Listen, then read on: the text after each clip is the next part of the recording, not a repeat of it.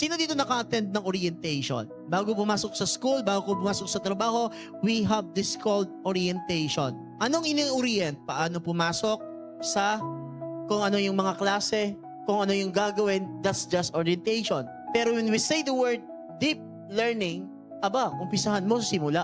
Although that the topics are available already, alam mo naman sa syllabus na binibigay sa'yo, pag college ka, pero hindi mo pa inaral yan. So when you say the word deep learning, you need to spend time from one subject, from one topic, hanggang matapos. Now, can you say to yourself that as a Christian right now, I'm really into a process or into a journey of deep learning? Talaga bang may deep learning tayo?